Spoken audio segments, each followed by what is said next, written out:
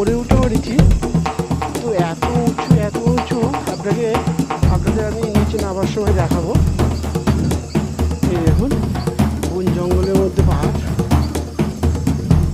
অনেক উপরে উঠেছি, যখন নিচে নামবো